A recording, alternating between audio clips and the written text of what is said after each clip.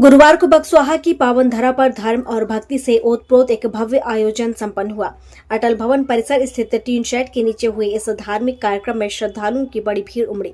अवसर था आचार्य परंपरा के चौथे पट्टाधीश परम पूज्य आचार्य श्री 108 सुनील सागर जी महाराज का 48वां अवतरण दिवस तथा नगर के चतुर्मासरत मुनि श्रुतेश सागर महाराज और मुनि सुश्रुत सागर महाराज का मंगल दीक्षा दिवस।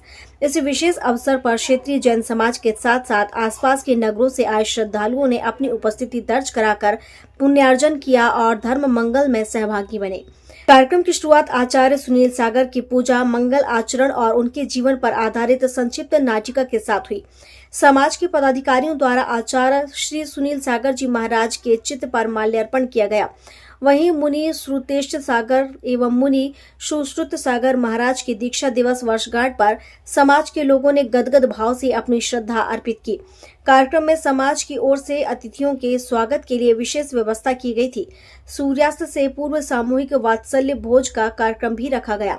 धर्म सभा को संबोधित करते हुए मुनि श्री सुश्रुत सागर महाराज ने अपने प्रेरक उद्बोधन में कहा कि आज साथ में विजयादशमी भी है और यदि हम अपने हृदय में रावण के संस्कार लेकर जाएंगे तो कभी भी हमारा कल्याण नहीं कर पाएंगे। रावण का पुतला जलाएं या न जलाएं, मगर अपने अंदर के रावण रूपी अहंकार को जरूर समाप्त करें। उन्होंने कहा कि जीवन अहिंसा और सदाचार पर आधारित होना चाहिए। गाय को कसाई के हाथ बेच देना अपनी ही मां की कसाई के हाथ सौंपने जैसा है। न केवल पाप है यह न केवल पाप है बल्कि मानवता के खिलाफ भी है। मुनिश्री के आह्वान पर कि हम अपने जीवन को श्रेष्ठ बनाएं, क्योंकि अच्छे कर्म करने वाले युगों युग तक याद किए जाते हैं।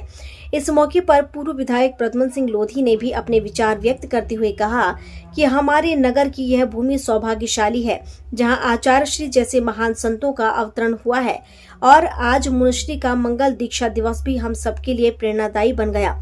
उन्होंने कहा कि संतों के मार्गदर्शन से ही समाज की दिशा और दशा बदलती है।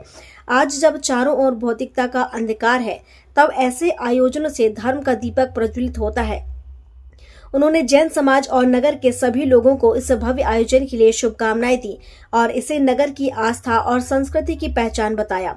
उन्होंने आगे कहा कि अभी चिकित्सालय 50 बेड का प्रस्तावित है, इससे आगे 100 बेड का बनाया जाएगा। इस अवसर पर नगर के गणमान्य नागरिक, जनप्रतिनिधि, पत्रकार बंधु, समाज के प्रमुख पदाधिकारी, महिलाएं, युवा और बालक बालिकाएं बड़ी संख्या में उपस्थित रहे।